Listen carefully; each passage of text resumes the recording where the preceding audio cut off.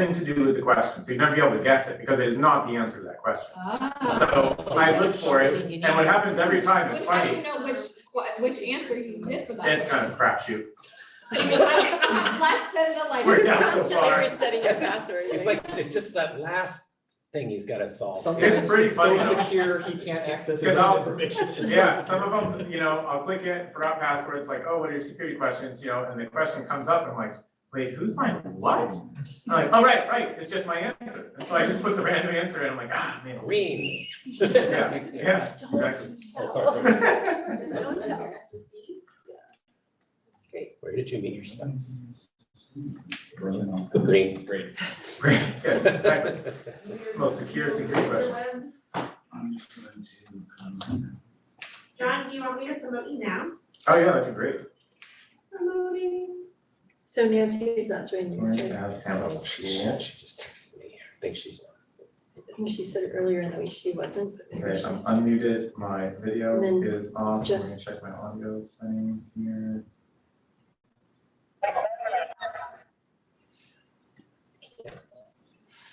Eileen asked me if she could come to our meetings, and I'm like, yes, you can come anytime. So I don't know if she's gonna be online or.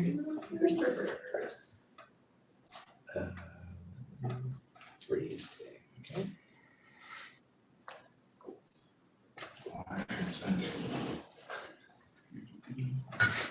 Yeah, I didn't. Bridget, at that reclass, can we talk about reclass ceremony that we were at? Yeah, Am I allowed to do that? Okay, events. so at that reclass ceremony, I was thinking, as I was watching all the kids come up, did you see the one little girl that had a tiara on? Yes. So I'm assuming it was her birthday or something. But in my mind, what I was thinking was, I wonder if she's gonna expect a balloon parade and a bunch of parents and clapping for every birthday of hers. Cause like when little kids sometimes can get things confused, all mixed up, and it happened to be that this reclassification ceremony was on her birthday. So I was imagining in my mind, I'm like, can you imagine if next year she's like, why wasn't there the balloon things? And why didn't you invite my parents? And why didn't they clap for my birthday? Yeah. That's funny. Or maybe she just wears a tiara every day. It could be. I was thinking Yeah. it was a special thing. Maybe she's a princess. Yeah. Actually. Oh, she.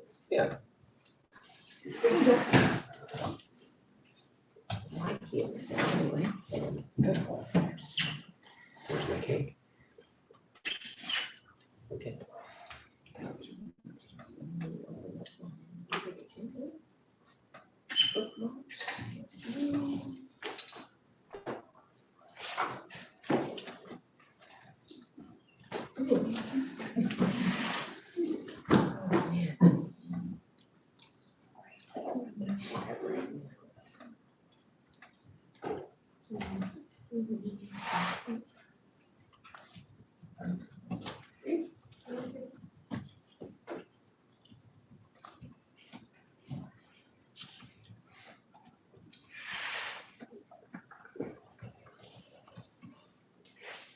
So it's funny, apparently it wants my security question, maybe it's a little girl. There we go. It's because we were talking Hi, about it. Jeff. hey, how are you? Good, how are you? Better than I was 2 weeks ago. Good. Got a little cough left over, but not bad.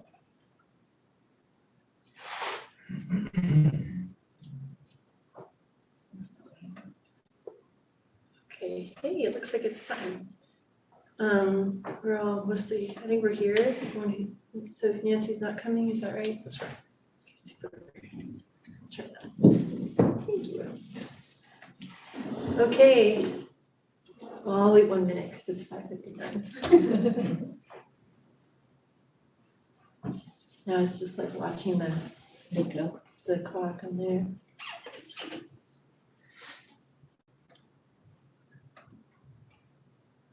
That reclassification ceremony, I went to the office. That was my 3rd time in the office for that. Because I was so excited when I saw that that was coming, that they were Yeah. having an event, that I went there on Friday and I said, and then I just walked in the office and I'm like, I'm here for your book fair, I'm volunteering at. And they're like, we're not having a book fair. So then I went to Ellis. They were having a book fair. They were, and then I went there on another day because it was more convenient for my schedule, and then I went there on the right day. So, yeah. If you just show up every day, Just eventually keep you'll showing get it. up. Yeah. Eventually. Yeah. Oh, it's 6 o'clock. It is now 6 p.m. and I'm calling to order this regular board meeting of the Sunnyvale School District Board of Education. This meeting is available in English and Spanish. Would the translator please give instructions on the translation services available? Yes, hello everyone. Good evening. The Zoom interpretation feature will be used in the Zoom meeting for English and Spanish support. All participants on this call must select their language of preference by clicking the language when the host turns on the interpretation feature. This is found in the world icon located on your feature panel. Interpretation for this meeting will be conducted simultaneously. Thank you for your attention and collaboration. Buenas noches. Se utilizará la función de interpretación de Zoom para soporte en inglés y español.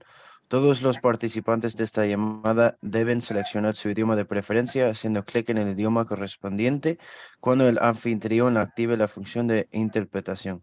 Dicha función se encuentra en el panel de herramientas en el icono del globo terráqueo. El modo de interpretación para esta reunión será el simultáneo. Gracias por su atención y colaboración. Thank you. Please note that a recording is being made at the direction of the board and that the recording may capture sounds of those attending the meeting. I see that all other board members are present except for Trustee Newkirk, who will not be attending tonight, so we can begin. Please rise and join me for the Pledge of Allegiance. I pledge allegiance to the flag of the United States of America and to the republic for which it stands, one nation, under God, indivisible, with liberty and justice for all. Please be seated. I will now read our board's brief acknowledgement of land and life. Sunnyvale School District is located on the ancestral and unceded land of the Mowikma Ohlone tribe, who have peacefully honored and cared for this land for thousands of years. We recognize that every member of the Sunnyvale community continues to benefit from the use and occupation of this land. We acknowledge that our responsibility to learn from the wisdom of the Ohlone people and to consider how we might work to repair injustices and to move forward together in honorable ways. We're on to item 2, the approval of the agenda. If there's any member of the public who would like to speak on this item, which is just the approval of the agenda, please use the raised hand feature now. No? Board, is there a motion to approve the agenda? I move to approve the agenda. I'll second. Thank you. Any discussion? Okay, seeing none, we'll vote. All those in favor, please say aye. Aye. Chair votes aye and the motion passes. We're on to item 3, study session on English learners, Hispanic, Latinx, academic, social emotional learning, and behavioral achievement with Mr. Paul Slayton, the Director of Student Support Services, and Jonathan Watts, Coordinator of Curriculum, Instruction, and Assessment. So were we going to get the slides that were in the packet presented? Yeah, that'd be great. Yep. So is someone going to present them? Paul will be presenting them. Paul got it. Paul got it? Yeah, Paul got it. Let's bring him down.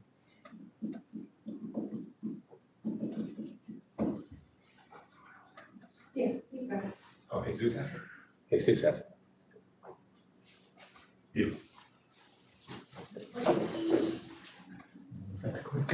So we had an executive summary in the board packet, and then we also have the slides, so we'll just be seeing the slides, is that correct? And Yes. we can ask questions from the summary if we want. Yeah, and then I have something else that I'll show you that I think will hopefully answer a lot of the questions and expand on some of that. Pretty neat. Thanks. Okay. This is Oh, okay. All right. No, you don't use that. What are you doing? What are you doing? Just doing this fan. Someone teaching Jonathan how to use technology? Wow. It's clicker. It's this clicker. Every time it's this clicker, but you know, we all have something to learn. We're all learning every day. And this one, you point it at Jesus and then look at that, it changes. Okay. Okay. I didn't know if that was gonna work. Just keep pointing at him. Okay. Okay, so we started out with acronyms. Thought this could be helpful just because so often we throw these out there, assuming that the context is there. So a lot of the ones you're going to see today are to do with English language status. So English learner, English only, reclassified English proficient, and initially fluent English proficient. And then we commonly refer to the first assessment period. We have 4 windows where they take assessments at the beginning of the year, trimester 1, 2, and 3. And we commonly refer to the beginning of the year as BOY, just for ease of use. And then, of course, social emotional learning. Okay, so I wanted to start out with just languages in general, where we are kind of as a district. So out of all of our students, when we look at the home language survey and what languages our students speak, these are the top 4 languages that we have. And then what I did was break that out a little further. So of all of our English learners, 74% speak Spanish. But then if you look at the graph over to the right, that's showing of the Spanish speakers, you have 21% that are redesignated, so RFEP, which means they were ELs, worked on their English proficiency, and then were reclassified. And then 8% are IFEP. So that means that based on the home language survey, we saw, okay, let's do that initial LPAC, which determines are they going to be an English learner, or not. And so if they take the initial LPAC and then that determines that they are fluent in English proficiency, then just right out the gate, now they're labeled IFAP. So that's that group that immediately get redesignated. And then the rest EL, so that's English learner, continuing to work on improving toward the ultimate goal of reclassification. And then the second most spoken language that we have, spoken language, is Mandarin. And so if you break that out, you can see that the chart looks a little bit different. So of all of our Mandarin speakers in the district, 25% of them are English learners, 27% are redesignated RFEP, and then 47% are IFEP. So out the gate, reclassified English proficient. So right away, we see a difference there. So if we're just looking at those that we really need to focus on, so this is again setting the stage for why, in particular, when we look at English language learners, Spanish-speaking English language learners are continuing to be the group that we need to focus how we're serving. Oh, there we go. Okay. And I'm going to kind of go through this because I know that you've seen it and you get the gist of what it is. But again, just highlighting Spanish-speaking English learners are our focus group. So in these slides, I'm just showing the difference between English-only students, their performance, and this is on CAS, so the state test, so this is 3rd through 8th grade, and then showing that in comparison with our English learners, just to show that we still do have a lot of work there.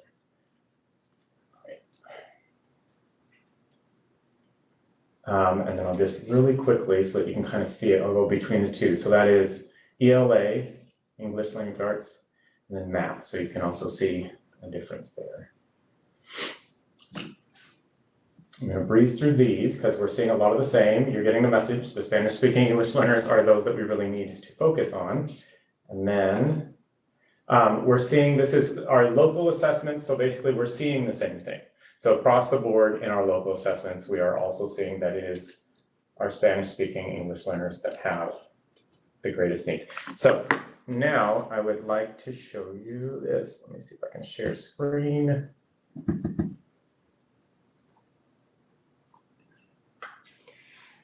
Okay, I'm sharing screen, but how do I get now? Can't share. Oh, I can't share. How do I get what is on my screen since I'm a panelist? How do I Is get that it? the one you sent me? Yes. Oh, you have it. Awesome. Okay. So I need to. Yes. Okay, click the 3 dots in the top right. I'm going to walk away from this for a second, but she's told me I need to stand right next to it when I'm talking. Click the 3, oh, you can't see this anyway. Click the 3 dots in the top right that's next to my face. Can't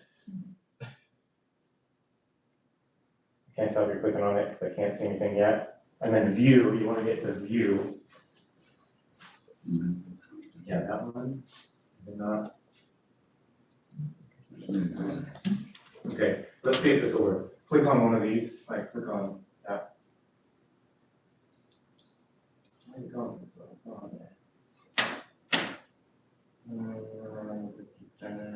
I can get out complete. Well, you're sharing, that's why. I don't get it. And my, oh, is this my screen? Oh my gosh. Yeah, I think it's your screen. Hey, it turns out I can share. Okay, all right, hey, that's me. So, yes, Mr. Watts, click on the three dots in the top right, please. Okay, sure, yeah, we'll do.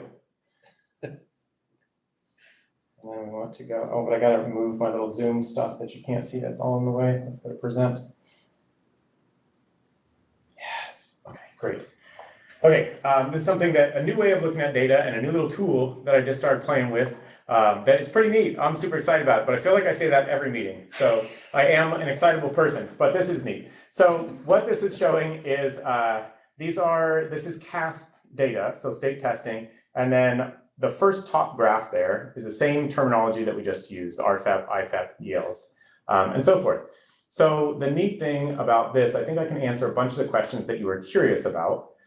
So if I click on this top bar, the RFEP right here, so it says RFEP 4. So those are students that were reclassified. So those are RFEP students who got a 4 on the CASP. So doing pretty well. So they were reclassified appropriately and continue to show that success. So when I click on that bar, these two down below, you can see that they changed. So it's now showing of the RFEP students that got a 4 on the CASP, it looks like 20% are Spanish speakers. So this is showing the languages of those RFEP 4s. And then over to the right is the corresponding ethnicities. So of the RFEP students who got a 4 on CASP, that's what that's showing. But what I want to show you is as we go down in the levels, so looking at our reclassified students, if I go down to a 3, what do you notice that changed? So Spanish has now increased significantly. And then going down to, these are reclassified students. So they were previously English learners, they're redesignated English proficient, but they're getting a 2, which is not proficient on CASP. And so now you can see that now as we're looking at RFEP students who've gotten a 2 on CASP, 67% are Spanish speakers. So you can see The blue. Spanish, the blue. For those of us who are. Yeah, sorry, the blue, the light blue, the big one that's taking it all up there. And then over to the right, you can see Hispanic also increasing there. So our Hispanic English learners who speak Spanish are unfortunately here. Let's go down to the bottom level. So these are redesignated English proficient students that got a 1 on CASP. And now we're looking at just about 80% of that group are Spanish speakers. So it's showing that it's not, not all redesignated languages, it's not, even though it's a classification, it's a group, within that, there's a lot of variance in how well we're serving them. And that will show, let me reset this really quick. And you can see it in other areas too. So IFEP, so these are the students that are initially right out the gate after they take that initial LPAC are redesignated as English proficient. So our IFEP 4s on CASP, you can see here, Mandarin and interestingly others. That is something I need to look into. I'm not sure why it's others, but those are there. Spanish is somewhere down here. So 4% of our IFEP students that got a 4. And as I start to go lower, IFEP 3s, IFEP students who got 2s on CASP, and IFEP students that got 1 on CASP. So again, you can see that Spanish part of the pie graph really increased there. In addition, I don't know if you've seen it or not, but the actual numbers of students, I know it's really small, but it's showing the numbers also of where those are, so we can really target. So this is something like a new way that I've kind of put it together. In addition, when I'm showing this to principals, you've actually seen this before, I'm kind of rolling it out to them, but I have a way of putting a similar graph up on the top that shows the actual students in that group. So this would allow us then to actually look at who are we talking about, which students are these, so that we can actually take action and then get some context behind it. So I know a lot of the questions that you did have were kind of around some of the overlap, like, okay, of our redesignated students, how are they doing, what languages, how are those that speak certain languages doing on state tests. So I wanted, part of this is showing you how to play around with it, because eventually I'd like to, if I could share it so that you could take your time and really click through and just kind of see what comes to light. Because you can do it in any way. I've been starting up here at the different performance levels, but you could also say, you know what, I'm just really interested in our Hispanic students across the district. So if you click on this, everything will update now based on them. Wait, help me fully understand. Okay, so now we're only seeing, Hispanic students. so all of that stuff up there is Hispanic students. So this is showing that of, So Hispanic students that are English only, where they fall on the CAS 1 through 4. Yep, so there Hispanic are, students who are classified, where they fall. 1 through yeah, 4. so, and they're all relating to this. So see how everything's grayed out except for what I clicked on, the Hispanic? Yeah. So I know that I'm looking at my Hispanic students, and then this is the makeup. So of all the Hispanic students that I have in the data file, 3 through 8, because they took CAS, 74% speak English, 24% speak, or sorry, other way around, Spanish, 24% speak English, and then this is how they performed and their designations on CAS. So, like, just for fun, Mm-hmm. because this is a fun tool, like, I'm wondering if there would be a way to have a little bar thing on the top for long-term English learners or the students who are at risk for long-term English learners, because I feel like that English learner thing, you know, they could be here a year, they could be here a couple of years, or are they our kids who we've had for like several years, you know? Mm-hmm. Yeah, we should could it. Okay, here you go. There you go. Okay, it's not pretty, but there it is. So now I have, and I didn't filter it out, so we have some that are like not applicable and stuff, but your LTELs are the red. So if we were to say right now, let's just go here, I need to reset the whole thing. So of our Hispanic students, and this I'd have to also, because I haven't cleaned up, I had just merged the data like right before I sent it, you're gonna ask that. So I merged it, but I need to do some cleanup on it, so it's not exact. But yes, it's totally possible, and that's something that I just now started to look at also. So we can look at, of our Hispanic students, here's how many are LTELs, we have at-risk, and then ELs. So there's gonna be some overlap. And we're also using, like, for this data point for the LTELs and at-risk, we're using, the state sends us a file now of students, but it's 1 year, it's like 1 year back, because I was cross-referencing, that's why also I didn't include it originally, because when I started cross-referencing, a lot that they said were at-risk or LTELs, they've been reclassified, because I started looking up some of their names, because I've been looking at names a lot, and it looked really familiar, and I thought, that doesn't seem right. And I looked and it's like, oh, that's because they're 1 year off. We reclassified at the end of last year, a ton of them. And so we're working on our internal list that is a little bit more accurate than that. But yes, definitely, that would be something. So I can have that kind of together when I give it to you to be able to explore. Okay, so I think that was my part. Any questions on that? Yeah. Well, this isn't a question, but I just think looking at that stuff, the graphs, and specifically looking at the reclass, so the Spanish speaking, the kids who are reclassified, right? Yeah. Right, like they're struggling a lot too, right? They're still getting mostly, I think it was 1s and 2s, right? So I'm sure you guys are already doing it, but that, I think just helpful information. It's like, no, we don't just want to focus on the Spanish speaking ELs. We also, or maybe, are they still considered, once you're reclassified, are you still considered an EL? Or no? We say our FAP, but we do monitor Okay, so them, we but just that's like something that. we need to, I think, even more closely Yeah, look at and not just assume, oh, they're redesignated, it's fine. and I feel like it Like raises, that's- it's interesting questions, right? Excuse Like, me. is it, Sorry, so we're gonna do clarifying questions now, and then we're gonna do public comment and then discussion, or did you wanna? sorry, I thought we were like commenting and discussing where we're going. Oh, I can try to write notes and do it later. Okay, yeah, I think we do have to let some public comment come on after they present. Okay. So sorry. Okay, And there's more to the presentation. yeah, I'm just a very tiny part here. I just get too excited. So I can pass it on to Paul if you don't have any other questions about this particular Okay, part.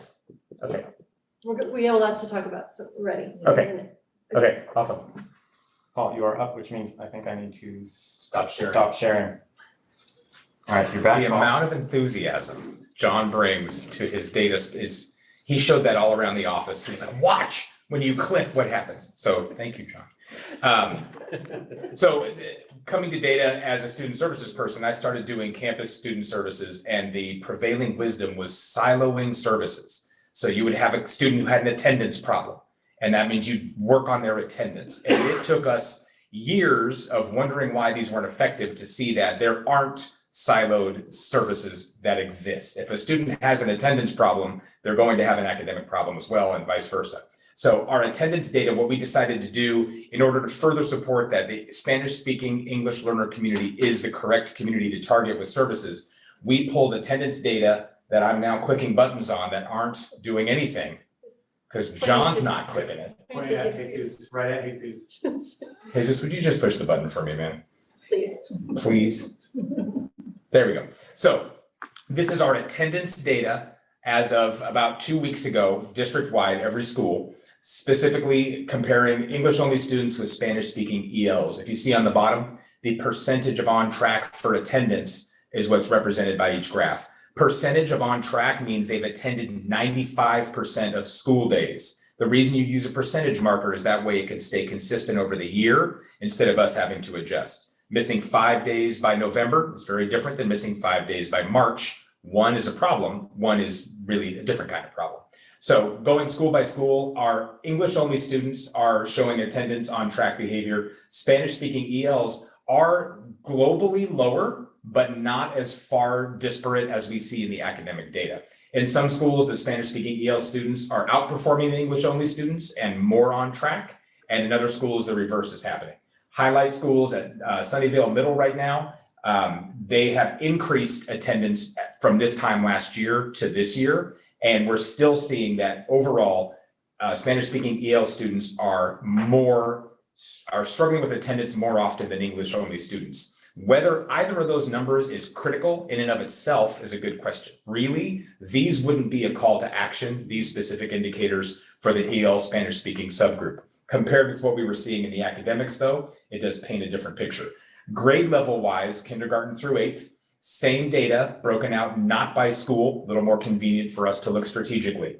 I'm super curious about the kindergarten numbers. I don't know kindergarten well enough. I was just telling Dr. Dean, I was invited to read in the kindergarten yesterday. Pretty exciting. I'm going next week. But we do see here globally, Spanish-speaking ELs aren't underperforming to the same rate that they are academically. The other indicator we look at, aside from attendance, is our behavior and socio-emotional learning data. This is based out of Panorama, and the breakpoint for us is self-reporting strengths on half of the indicators in our Panorama survey. We do the survey twice a year. This is the same one that goes out to parents and everybody. So our socio-emotional learning data, school by school, we jumped into behavior referrals first. This is one of our indicators under behavior and socio-emotional learning. One of the board questions was around Bishop. So Bishop does not have any out-of-office referral data. I talked to Principal Lubrano and said, what's going on? And we had spoken about this at the beginning of the year of this being something they wanted to try. So as of 2 weeks ago, every out-of-class referral that would have been entered into our Swiss system to track that lost instructional time, no students have gone from the classroom to the office at Bishop Elementary. What's happening instead is students are coming out of the classroom if the teacher has to have some sort of formative conversation and someone else is taking the class, they're doing a hallway conversation and the student is re-entering. So I did ask her to start to track those because just because it's innovation, we don't want to not know how it's working, but that's why we don't have an indicator for out-of-office referrals. The way referrals work, just like when most of us are in school, you get a piece of paper, it gets taken to the office and those are logged in so we can track which teachers are sending students for how much time and which behaviors. Aside from that, overall, the number of students that are on track for their office referrals, what that means is they've had a behavior incident on fewer than 2% of their school days at this point. So a student being sent out of the office or sent out of the class to have a timeout, a breather, carry this letter to Mrs. Smith and come back. All of those things are considered behavior incidents. Doesn't mean they were critical or extreme, but that means a student wasn't served by the normal tier 1 interventions that happen in a classroom. So going through the data, English only students and Spanish speaking ELs are both showing there's pretty normative. If you look at the scale, it starts at 90. We ran a 0 to 100 scale, but the differences were very hard to see. Statistically significant would be Lakewood, but at the same time, the comparison of Spanish-speaking ELs to English-only students, these are very close indicators. So we're not, again, if this were the only indicator, we wouldn't be targeting this population with support. The next one for us is behavior for referrals by grade level. Anecdotally, 7th graders in the United States are the highest out-of-class referrals district by district. I am shocked that we are behind the curve on having that's supposed to be a joke, never mind. Learn the room, Paul. Moving forward, if you go across, the scale here isn't statistically significant as far as a substantive difference where we would target behavior for Spanish-speaking English learner students moving forward. Here's the one I was talking about before. This is students self-reporting on the Panorama survey, their areas of strength or need. If you go down globally here, again, Cherry Chase seems to be the one that we look at as far as parity. The rest of them between a 6 and 12 point difference. Not as much of a difference as we would expect, but when we look at a school like Fairwood, we have Spanish-speaking ELs. If you look at, also Ellis was there, Columbia Middle, very much so, Sunnyvale Middle, third from the bottom. Students, and this really fit our CCEIS work, students that are Spanish-speaking English learners underreport self-efficacy, resiliency, and self-confidence. So this is part of why we would say the behavioral data supports this is the right group to target and to really give what we can to as far as resources. This is one of the leading indicators we're going to talk about with our community schools piece of underperformance at the high school level and beyond, is that underreporting self-confidence, resiliency, and self-awareness. Can So, you yes. explain what you mean? So you're saying that they actually are more confident. So You think that when you say underreporting, are you saying that the data, just to clarify, you're saying that the data of like, if you go back to that last slide, Mhm. where Sunnyvale Middle School and Columbia Middle School, there's quite a spread between English only. When you say they're underreporting, let me are you clarify. saying- Compared to a normative, statistically normative peer their age, they are reporting less self-confidence, self-awareness, self-efficacy. So Okay, they're underreporting compared to the norm. Probably a poor choice of word. so underreporting doesn't mean that they secretly are more confident. Correct. It means that they are, The numbers. their score is just lower. Correct. They're reporting lower I see what you're scores. saying. Are they reporting it differently than they actually feel? The answer would be no. And Got it. Okay. supposing the thanks answer for is no. clarifying. But thank you. That was very confusing. So they're under the normative level that we would want to see. But as far as whether they're underreporting their actual efficacy and things, we don't know. Okay, thank you. Sure. So moving to the last piece, I think that's the one. Yes. So overall, the data does support, if you just look at the behavioral data this early in a school year, we see that there is definite need socio-emotionally, culturally for students to have support that are Spanish-speaking English learners. The behavior data and attendance data right now isn't as much of a concern, which as a student services person is great, tough news, because when the attendance data matches the extremeness we're seeing in the academic data, we have a different kind of problem. Students are in seats, so academic work can occur to start to close that spread. Thank you. Thanks. So we'll just take public comment quickly before the board discusses. So if I don't see anyone in the room, so if there's anyone online who would like to make a comment on this presentation, please use the raised hand feature now.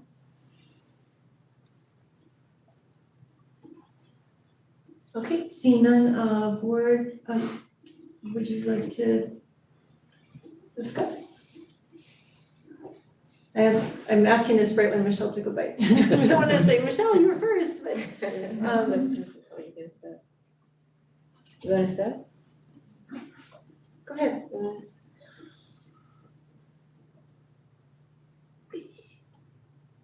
Well, more about the solutions and if we have seen what we've been doing so far.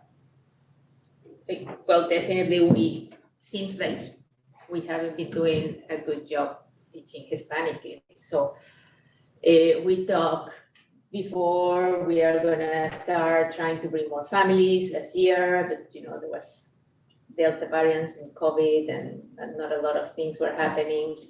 We talked about that at the beginning of the year. So what kind of things we are deciding that are worth keep trying, and what kind of things we have decided that are not working, I don't know.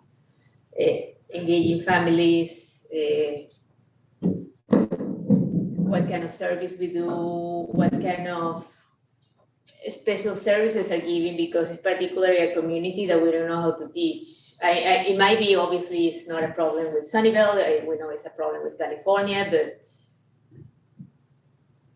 so Did you wanna the respond? data works Go for a it, little Dr. bit to tell us exactly where are we failing. I think this is a wonderful question, and it's the question I would say is a part of the leadership work we're doing with our anti-racist work that we have uncovered as a team. And it's just what you said, we're working really hard, we're being very diligent. It's wonderful we're putting resources to the students that need it, but the reality is we definitely need to learn how to more effectively teach our English language learners in general, and more specifically, as the data has indicated, our Spanish-speaking students. I can't say we know today what that is, but I can say through the work that we are doing, we all have some questions that we're researching to get solutions for. In particular, we'll have some targeted work going on at both Bishop and Lakewood because we saw a few themes there. We don't have a solution today, but we have some ideas of some things that we need to do a little bit differently.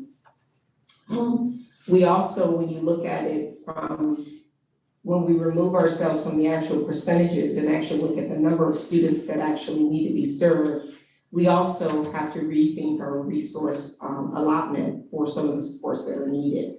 Because what we're using well, but we may need more resources in targeted areas and using those resources in a different way than we've been using them before. And so everyone's taken this challenge on to really think about that critically.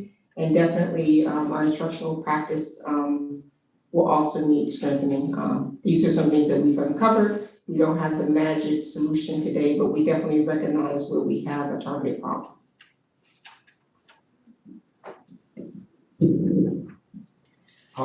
I can add that,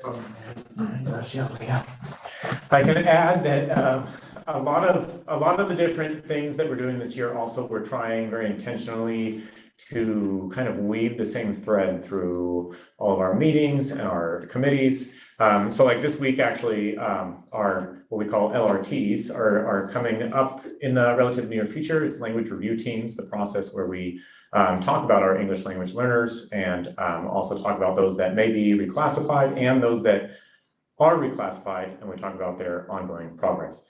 So even just as it relates to that, like this year I met with a couple of our teachers at the district office, programmatic TOSAS, Michelle and Julio, and we were talking about revamping, and we did revamp the form, even down to like just the form that teachers fill out about their English learners.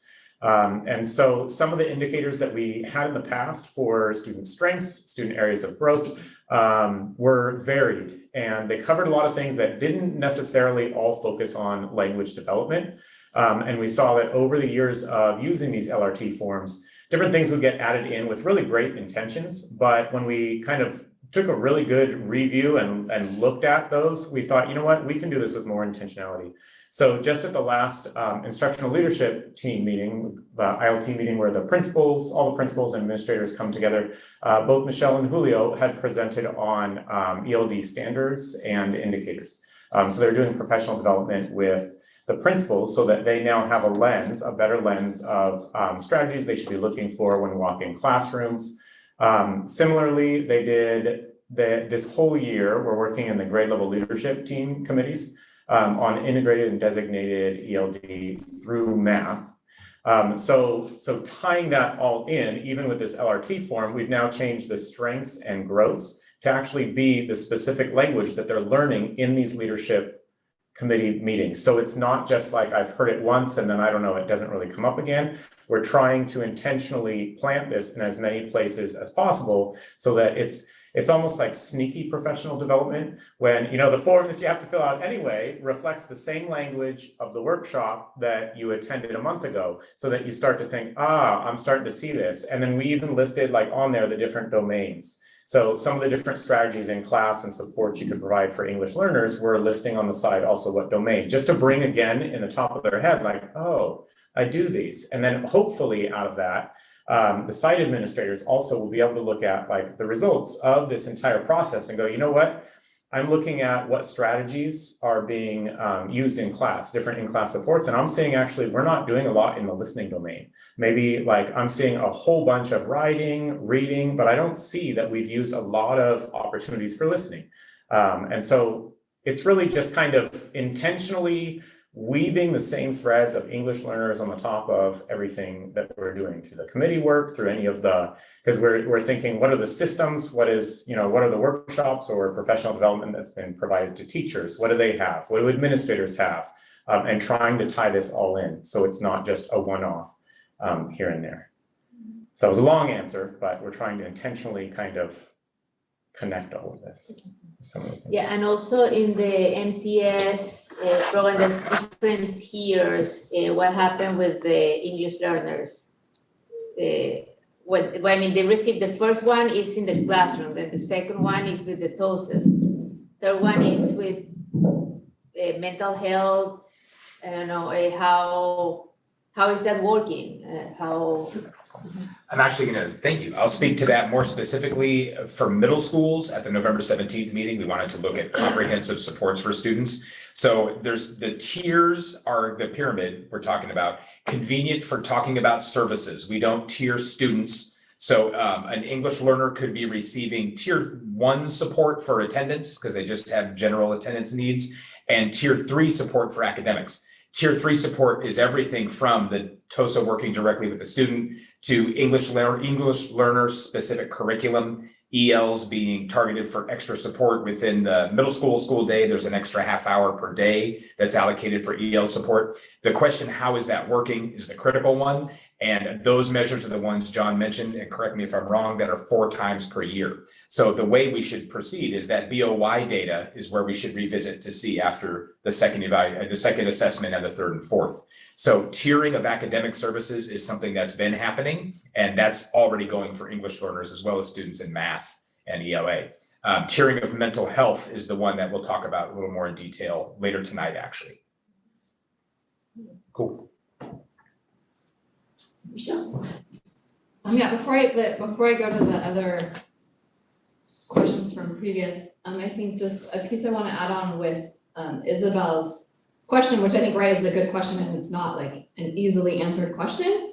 I would love if the rest of the board is the same, like in the springtime, to like kind of come back with like some updates, right? So clearly we're not going to have it all solved, but I would love kind of like some more answers to essentially that question, right? Like what have we found as we've been working over this year? What are some of the changes we have implemented or we're gonna implement next year? So just kind of a like update progress report would be something that I'd be really interested in, if the rest of the board is. I'm very interested in that.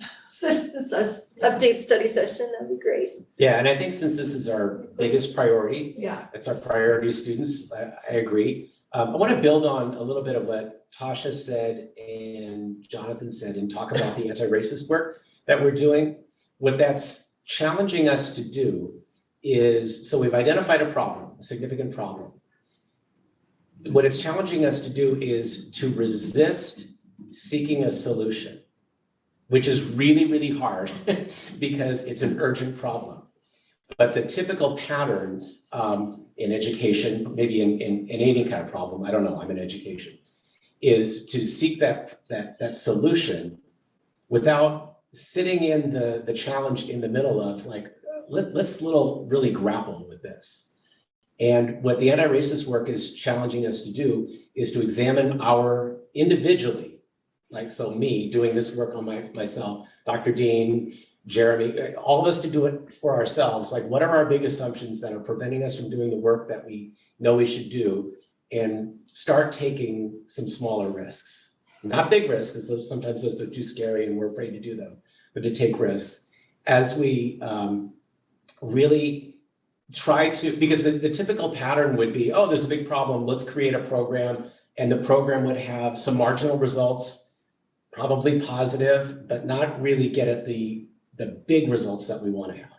So that's frustrating. I mean, that was our training the other day. Like that was my question to the trainer, like, I'm with you, but it's frustrating to me because it's an urgent problem. Like we want a solution, but to get bigger long-term gains, we have to sit with the problem a little bit longer, challenge our assumptions, and then really start working throughout the district with individual teachers to start changing practices in classrooms slowly.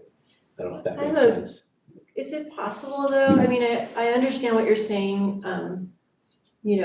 but is it possible to do both? I mean, is it possible to,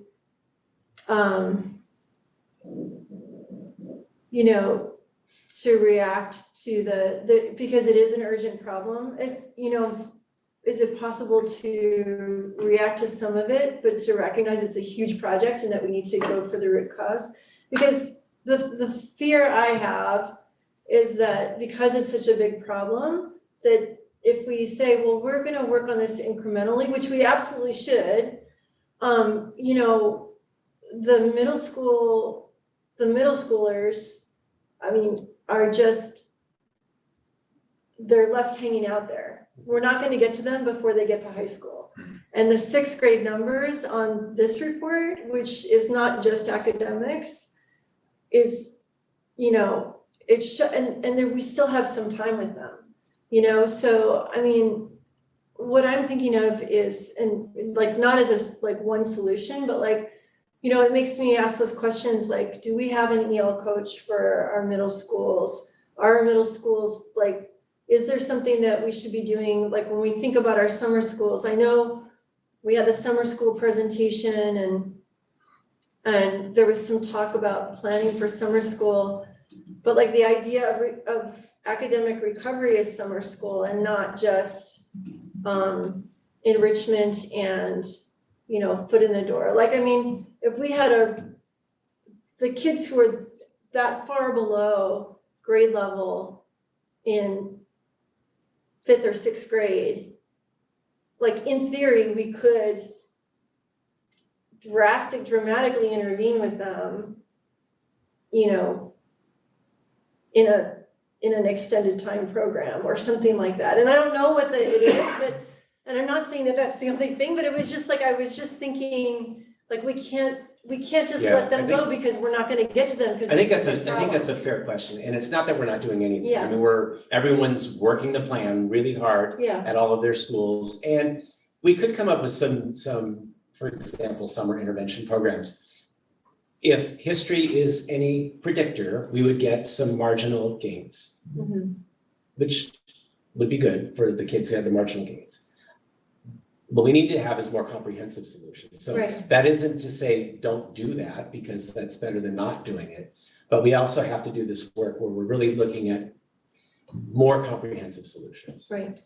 Just to build on your question, Bridget, we are trying to do exactly what you proposed. Like, we realize that at this point, I think we realize enough to know that what we're doing is not working for a significant number of students. So we are trying to see who could we target now to get more data about if we intervene in this way, whatever the way is gonna be. We're gonna look to some new solutions around January. But if we intervene in that way, at least for the small group of students that we started with, can we measure and see the impact that had in preparation simultaneously as we're planning what next year is gonna look like?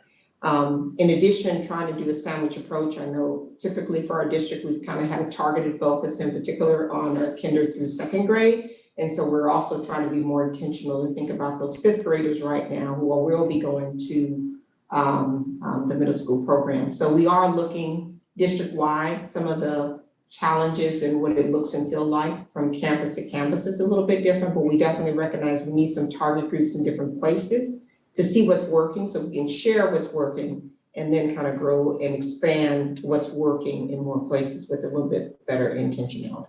Yeah, and let's experiment with the 7th and 8th graders who, like, we might not even get much data on them, but they are so close to going to high school. I'm just very concerned about them. And as you say, like, for the kids who are going to high school, it's not, I mean, it's like the house is on fire, and obviously we need to know why it keeps getting on fire before we rebuild, but it will be good to turn it off. So they are, they are on fire, we need to help them, and yeah, we need to know why it was on fire the first time, so it doesn't keep firing up. But both things are important and urgent, so it's not like we don't ignore and understand the basic problem, which is probably why we cannot, like, the same problem with the kids that are in socio-economical disadvantage, and they are the ones who need more help in many ways, but also the Hispanic kids who are English only are having similar problems. So it's not just the English learners. Those are like the ones that are doing worse, but we even have the same problems with the kids who are English only. It's the only language they speak, and they cannot read very well, apparently, that one. So yeah, it's a bigger problem than only the learners, or they just arrive. Well, I wonder if like, you know, the panel that we saw at SCCSBA with the student, you know, the student leadership, I wonder if like there's a way to engage the students so that, like, because I've heard anecdotally that when students are like academically underperforming and they're in seventh or eighth grade, they figured out that they're gonna get passed anyway. And they don't have to go to summer school. And so they're like, you know, what are they gonna do? They're gonna fail me and I'm still gonna go to eighth grade. Like, there's absolutely no, which I'm not saying that's the wrong thing to do. I'm just saying that, you know, they're just not, they're undermotivated. And so I feel like it would just be great to, you know, like, and let them have some decision-making power, or like how to make things better for them, you know, for their experience. I mean, I think if we could get the students involved, I think that would be a huge part of the process.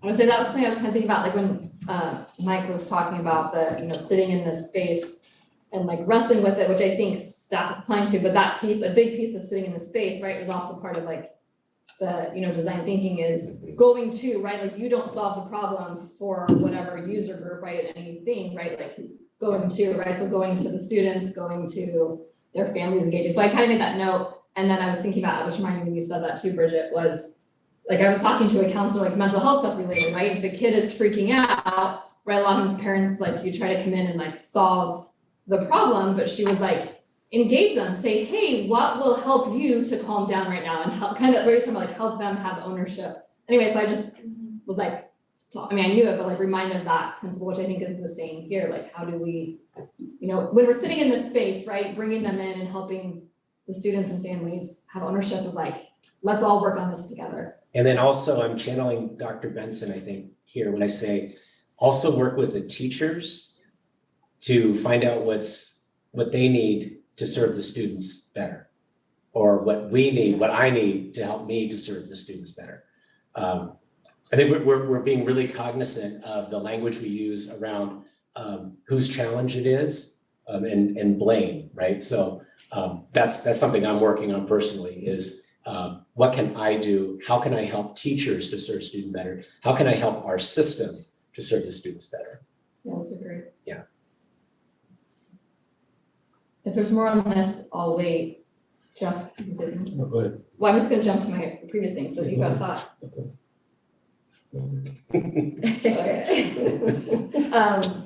Okay, so going back to the, when we were looking at those numbers, right? So looking at even the reclassified Spanish speakers, right? Their numbers were still significantly lower, right, than others. So just like, right, just kind of raise questions for me, which I'm sure you guys have like thought about, right? Like, are we reclassifying them when they're maybe still struggling with English? Or is there something else going on? And how do we find it out, right? Like, there's clearly something going on when they're reclassified because they're still struggling a lot. Anyway, so that was just interesting. And Oh yeah, because since I've been on the board, I've been hearing that, once we reclassify them, you know, reclassified students outperform English only students. And apparently that's not the case with everybody. So I just, you know, I think that's a really great data point to have now so that we can really understand that, because that's a myth buster right there, for sure. so I guess maybe a question, which it's all probably new, so you probably haven't been able to sit with it very much, but has there been any thoughts of like why that might be happening, right? Like why the reclassifieds are struggling almost as much as the ELs? that are Yeah, I struggling? don't, for the mic again. Sorry to I make you- don't, no, it's okay. It's just, every time I hear Aaliyah in my voice, it's like, if you're gonna talk, don't shout from back there, no matter how good you project coming from the mic. I can't quite speculate, because this is something that we're really starting to dig in more specifically, like languages within each of the ELA designations. Because I don't think that I, personally at least, I have not looked a ton into that. This is more of a newer revelation as I'm able to really analyze, and as the focus that we set is English learners, it allows me more to, okay, really dive into that group, not just English learners, but IFEP, RFEP students. So why it might be that the redesignation of, Spanish speaking redesignated students aren't in general performing as well, I'm not sure. There could be a lot of things that are going into it, but just knowing that at least is something that we can now start to monitor. And as I Fun thing for you hear to figure out. things, yeah, try it. I mean, this is constantly kind of like a little, if I hear some site is working on something that is out of the ordinary, or they have a very particular target group of students that they're working on with something, like that gives me a good piece to kind of go off of and see, okay, they're doing something different, like Vargas, the home visits, or Ellis has, like, every site is trying different things. It helps because we're more and more talking about the things they're doing. So the school site plans, there's more emphasis on using those intentionally. And not, just filling out a doc, but actually putting a lot of thought into that. How does that tie in with the LCAP? How does that tie in with the professional development we do with the administrators? And then as we hear the different interventions or things that sites are trying, I like to run the data to see, like, I am curious. Okay, that's good to know. You're working on that. So I'm going to keep like a special eye when I'm running this on, maybe your second grade team that you're, that group of students you're working on, to kind of see. Because if we can find, there's never going to be this like golden thing that we find, but sometimes I do find little highlights and I'm like, oh, I think we got something there. This is something that I want to continue to monitor. But yeah, it is hard to see that and then say, that's what's going on. Like, it's never so clear to be able to just kind of find the cause right away. Yeah. And it feels a little discouraging, right? Like, not just the EL Spanish speaking students, right? Once we reclassify them, we're still struggling, right? So. Yeah. It's hard. Jeff? I just have some detailed questions, like I want to know, how well are we doing with, or if we even can, CASP used to have that option where you can switch to Spanish translation for directions and so on. Is that still the case? And how well are For Caspian? for CASP, and how well are the test administrators, the proctor, how well are they Utilizing that. switching those systems into that place? Because I know that's kind of a convoluted process, and from what I understand, it was inconsistent. I'm not saying for our site, my Yeah. experience with districts I worked at, it was inconsistent from one site to another on the proficiency of the testing coordinator. Yeah, and the Understand accommodations that, and things that are provided. And I know there's like these little rules too on, that you can only do that with students who, upon recommendation from their EL teacher, that would be beneficial. Yeah, I thought it's that was also. a necessary rule as well. but- Yeah, and I think we've improved for sure. I don't know exactly how well we're really implementing all that, because I haven't overseen that in the past too much, but I have been involved like here and there in it. And I know that one of the things that has come up that we've gotten better at over the years is anticipating what accommodations, when appropriate and allowed, would benefit a student, thinking ahead on that. Because it's really designed like it should be an accommodation. If you're going to have like text to speech or something on CASP, they should have that in the classroom. Like, they should have been familiar with it, and that should be an accommodation they're using. What I hear sometimes though, and I know like many years ago, would be it's not even really a thought until the state test comes up and they're like, ooh, they might benefit from that. But we don't tend, or the recommendation, and I'm not even sure if it's allowed to give those accommodations if it isn't either in their IEP or something that's regularly used, because it can become a distractor also if they've never experienced that tool before, and then the first time they see it is on CASP. And that was kind of leading into one of my other questions is for EL students. Do we have curriculum that kind of supports that for students learning English language? I'm kind of a big one on math because math is a different, I would say I would more want them to focus on math skills than have to worry about decoding as they're trying to build up those math skills. And do we have like, what is our support network or mechanism or curriculum? That we have supportive processes for that in the classroom? And I know that makes, I know that's kind of like a special little, creates a kind of a bigger issue as well, because you have teachers that are not necessarily, trained in foreign language. Yep. They're using resources, but it's more about, again, focusing on this, because the instruction will be in English. Yeah. But the supporting documents would be more translated. Yeah. Be comfortable. They all day of like trying to decode and trying to learn this language, and then you're learning math and you're still trying to decode and learn the language. It would be kind of, and now with completely different vocabulary too, because math, you can see it's academic vocabulary. Math can be a lot more demanding, and you may, you can read you're reading books and everything else, but they're not going to come up with words of like find the denominator, find the sum of the two products, things like that. So that's why like this year for grade level leadership, the entire way through every meeting, every like PD where the sites are partnering together is on integrated ELD in math, and then designated ELD also, but focusing on math. So it's all using math content, but how do you create the supports and structures to help them access that content? And going back to the testing, I found that the accommodations for IEPs and 504s were actually more adhered to than this language. That language, even in the CASP documentation, is always kind of a little afterthought that's barely mentioned, and you have to really kind of dig in deep. And that's one of the reasons why we had that inconsistent approach on testing coordinators from site to site. And NWEA, does that have something similar to that? Does that have? Yeah, it has a lot of the same. So it has like text to speech and the other accommodations that mirror pretty much what CASP has too. So that is something that we talked about, and our teachers have been made aware that like, yeah, you have these if it's in their IEP or it is something that would benefit them that we anticipate for sure. If you anticipate that this could be a support that's going to be used on the state test, then we would want that introduced and used as a support when they're doing the local assessments too. It would be kind of wonderful to prepare the students for, if they're going to take the test, which they always will, and if they have an accommodation available to them, to kind of prepare them that will be available to them. And I was never a big fan of the whole wait for the teacher to recommend that that's essential. I was always like, oh, just let the students recommend it. So that's what I'm gonna ask Jeff. So you're saying you think any student who would feel more comfortable taking the CASP in Spanish, you think is allowed to do that?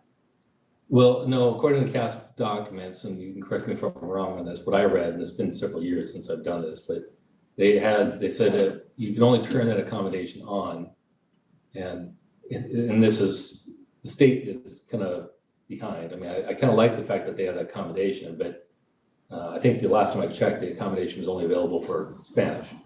So if you're EL in any other language, then, hey, English, there you go. But Spanish was there, which was kind of the population I wanted, we were needed to focus on the schools I worked at. But there are so many things that depended on it. Your testing coordinator would have to be aware of that option and know how to. Like I didn't know that. Know how to turn it on. I didn't know about this. You kind of had to like dig into Tom's and go to that student and turn it on, and that was a little bit of research. But then you also had to go out and seek out the EL teacher and say, would that help the student? And they'd have to kind of give you like some kind of, I think there was auditing, give you an email, but. Yeah, I don't know the specifics, but it would be, that is something that I can. My little trick to that was like as coordinator, I was like, please send me an email if you think this is not appropriate for the following student. So there's almost like an opt out. So like, I have no response. So must be click appropriate on. for all Yeah. then. I checked with the student too to see if that's what they wanted, but. Yeah. I was just wondering, because I also see inconsistency in the scores of CASP math and NWEA math. It just seems like it's bouncing around.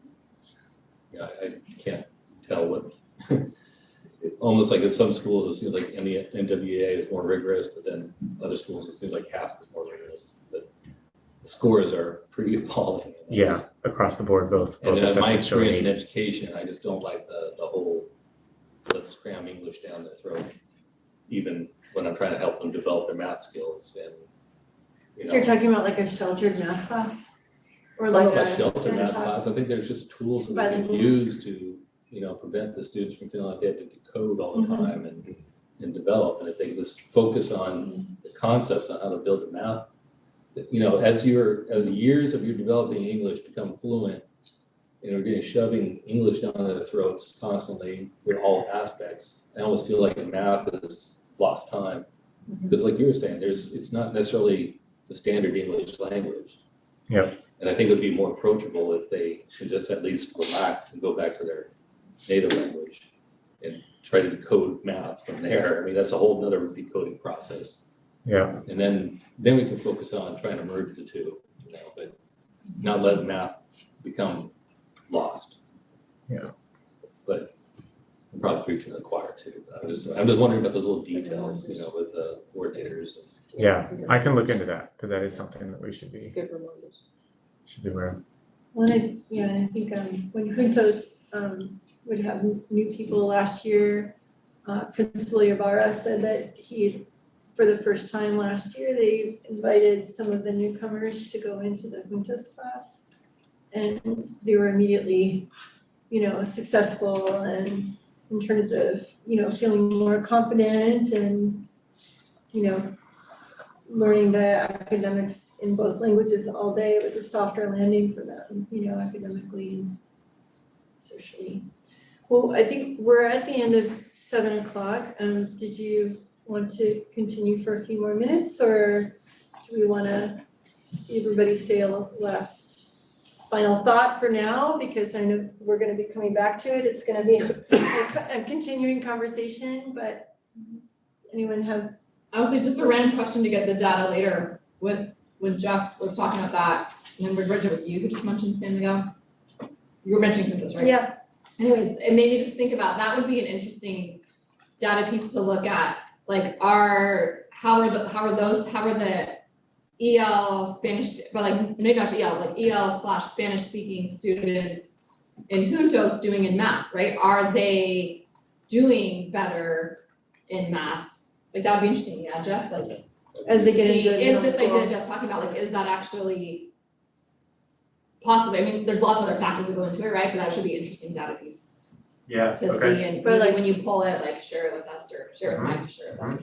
Because I think when we got the Juntos presentation, they were performing above the neighborhood students in both reading and math by 5th grade. We were, you know, underperforming test score wise. Yeah, but that might not have been broken down, maybe Right. all the students, but looking at just the EL and the Spanish, like the EL Yeah. Spanish speakers, the Spanish speakers. Anything else from? Just thank you. Closing thought. I had a quick thing, which was just to say, please do not give up on the middle schoolers or forget about them. I know that's not the intention, but like you were saying, Tasha, that a lot of times we start with, you know, kindergarten or like TK, like that's where a lot of our focus is, or kids that we have more time because then we get the results for, but the kids who are 7th and 8th graders, like we've contributed to where they are right now. So I feel very responsible for them. And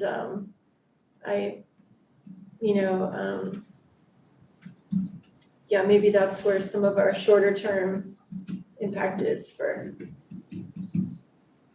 that. Okay, well, anyway, so thanks so much for this study session, and you know, it's really great discussion for the board to have and to come together.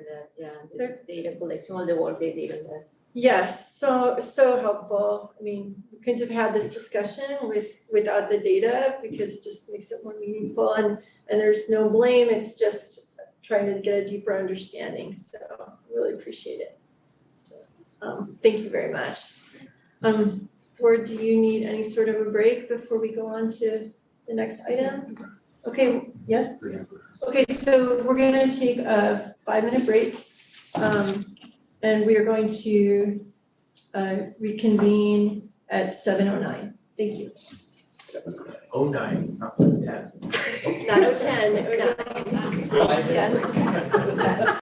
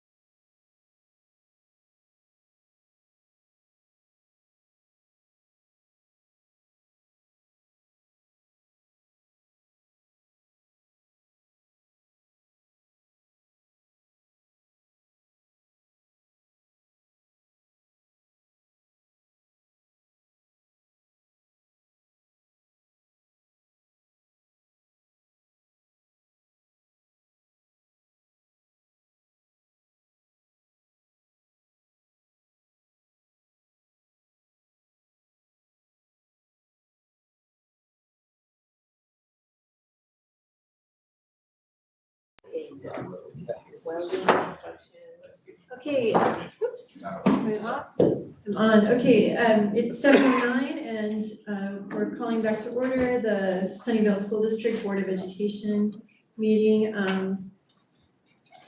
We're on to item 4, comments from the board and superintendent. Michelle, would you like to begin? I just wanted, for those who didn't notice, I think it was in a CSBA email that came earlier this week with lots of articles, but there was a shout out for Jeff in one of the articles. Did you even know this, Jeff? It's the article that Marty did about, what's the name of, I always forget the name of your school. SBCT. Yeah. Anyway, so it, there was just a shout out in there, so it was fun just like reading it. And I was like, I think this is the school Jeff is at, and as I'm reading it, then there's like a little quote, or either a quote from you or just something like he said like as he was with you or something. So that was fun. Gotta be careful what I say from that. I did some advocacy with city council related to the Moffett Park specific plan and advocating for school size specifically, for our district and students, it would be K through 8th grade. And then really enjoyed the CSBA fall dinner. It was fun to be there and fun that Eileen could join us. And Bridget did a fantastic job. emceeing, I guess is maybe kind of the right word for it, like emceeing the evening and the event. And that's all. Yes, so yes, there was the whole dinner was great. Everything you guys put together and the music and the talk about mental health for the kids. There was a very interesting panel there. That was I'm also on the DLIT committee, but then the same day was the DLIT committee for this trimester, so I missed that one. I was very sorry for that. Then we did the final debrief on the architecture committee. So we with Brant and Myron, we got already our decisions that will be presented pretty soon to the board and the people involved. It's still, I don't think we can say anything about that. Then there was the whole day of the leadership Sunnyvale class, I suppose, which was, it was a very interesting day. We learning about the city and then going around in a tour and your dog is okay. She has to, had an emergency and she had to cut it short. I have to go on it next year because I only had an hour. Yeah. So yes, she got a big scare, but her dog's still alive and still okay. We had another tour with the superintendent about about families in the county and how the county has been dealing with families and kids.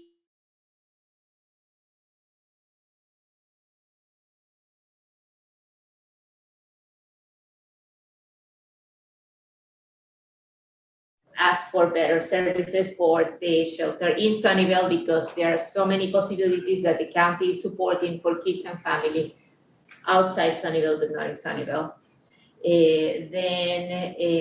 What else happened? We went to the challenge team meeting with it.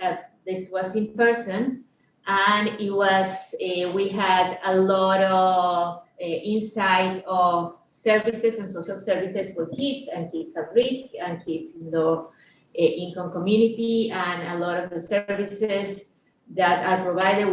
There was a new nonprofit that is getting a lot of services for kids and advocates. Mentorship. Mentorship for kids and advocates that are at risk from all ages, from elementary school, middle school, and high school. And so it was very interesting what they do. Then we got a presentation or a big discussion about all the services that the city provides, and about some of them are the boxing for kids, and there were a lot of girls that were involved, and the programs with baseball and other programs that the city is giving for all kids at risk and kids that are not, that are underperforming, and they're right here in the city. Then, I don't know what is the CBO's meeting that I have. What, that's just, and I think that was pretty much. Went to Rotary. Oh yeah, Rotary. We did Rotary. And then we had other meeting. Oh, and but last time I forgot to give a big applaud to our librarian. I forgot last time, but I wanna do it today, I went to the Author Week. And she did an amazing job. And the authors weren't just any authors, she actually found and follow and actually brought great names, people that are very like I don't want to say famous, but very prominent writers, and they were super engaging. She brought them here and took them to different schools. They gave every kid who was there, they got a book. The teachers, that was amazing.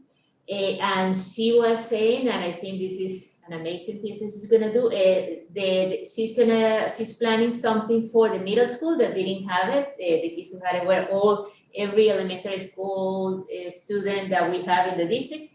But now the middle school is gonna get also a similar experience. Every student will have a book and they're gonna have a talk.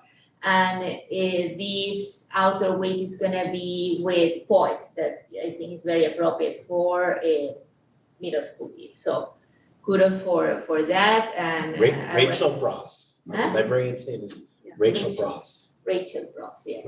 Yeah. And She's wonderful. she's wonderful. Yeah. And yeah, I hope that, I mean, I know this was a big expense, but if we could do that all the time, many times, it would be great. But as much as we can afford, that would be great if we keep doing that. She thinks so too.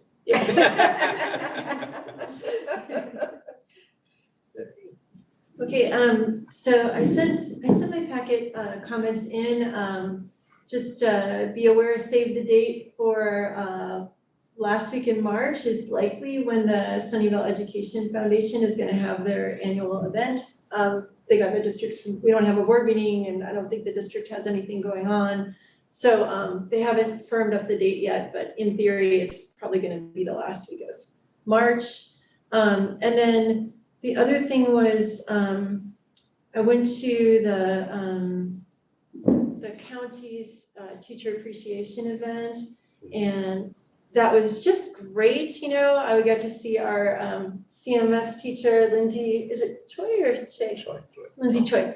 Lindsay Choi was there, and with her big smile, and you know, they said all these wonderful things about her and all the other teachers. And this young student from Cambrian School District was just amazing. This little 7th grader who got up there, and he just was a mariachi solo singer, and he had not spoken Spanish at all before he was at home during the pandemic and wasn't feeling successful at his online school. So they got him into a pod at their local STEAM and dual immersion program at Cambrian.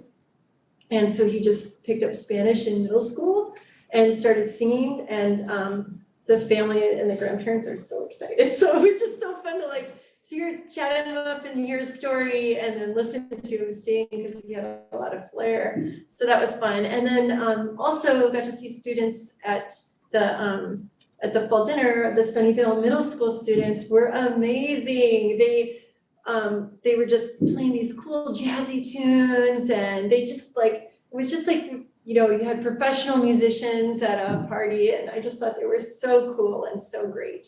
So, you know, big thanks to Mr. Anchetta for bringing the kids out and for being really flexible, and to all the parents who, you know, drove their children out into Shoreline. Michael's at Shoreline, you know, in the middle of nowhere to play in front of a bunch of school board trustees and superintendents. So that was really great. They did it, and funnily enough, Mr. Anchetta's former student, one of his first students, who he taught 6th grade tuba to, was the band leader for the high school students who were performing on another, like on the patio. And they were helping each other and chatting each other up, and for Emerald Regime at Live Oaks High School. And it was just like the whole theme of the dinner was about student engagement and empowerment and building student leadership and you know, kind of just creating that excitement, we were all kind of giggling with, like, because it's contagious, just the excitement when Jonathan presents about his data, right? And like, that's how we want our kids to feel, right? It's just like, oh, this stuff is cool. And so I was just thinking, like, Mr. Anchetta's tuba student as a 6th grader, and now he's this like band instructor doing the same thing. So it was really cool moment. But all my other stuff's in the notes. So thank you. Okay, just two announcements. This is my phone. Yep, okay, good. Monday, November 14th, and I'm gonna put this in our weekend update that I'm gonna actually send out tonight. Reed Myers is organizing a meeting of all the neighborhood associations. This is a quarterly meeting, and it will be on Zoom, and I'll include the Zoom link in the weekend update. Mayor Klein and I are gonna be two of the speakers. And I'm going to talk about a number of things about the district, and also very importantly, the impact of Moffett Park specific plan on Sunnyvale School District and our schools. So if you can, I would encourage you to attend and participate. There'll be question and answer opportunities, although it's a relatively short meeting. I think it's just like an hour and a half, maybe an hour. And then the second thing is the city has organized and asked us to work with them on an event called Sunnyvale United Against Hate, but I think it has a second title, Solidarity Vigil Against Hate. And so that is Tuesday, November 15th from 6:30 to 7:30. There will be a candle lighting at 7:00 p.m. This will be at the community center. I think getting a good turnout would be good. Our board president is going to speak at this.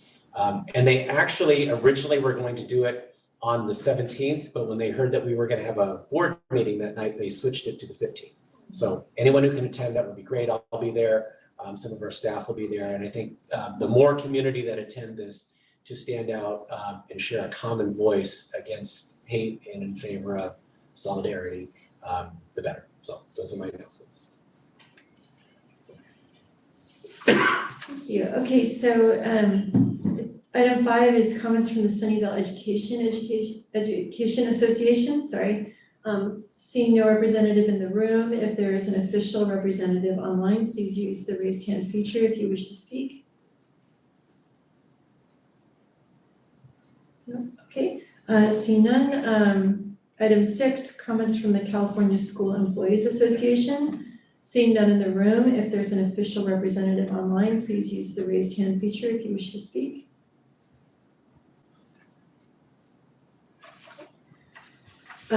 Item 7, comments from the public. This is the time to comment about things not on the agenda. This portion of the agenda provides an opportunity for members of the public to directly address the governing board on any item of interest to the public. However, provisions of the Brown Act, Government Code 54954.2a and .3 preclude any action being taken on any item not appearing on the posted agenda. In plain speaking terms, the board can only receive information during this time. We cannot speak to or about items that are not on our agenda. If you would like to comment on any item not on the agenda and you are in, oh, no one's in person, so they're not going to submit a speak card. If you're online, please use the raised hand feature now.